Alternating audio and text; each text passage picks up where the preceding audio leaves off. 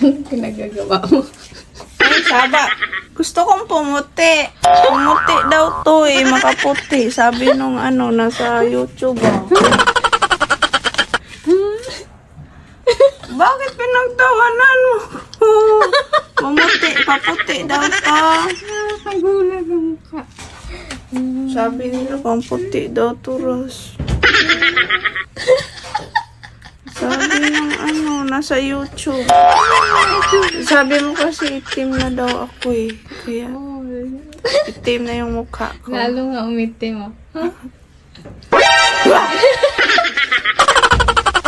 Buang kay. Gapa gani kay ko.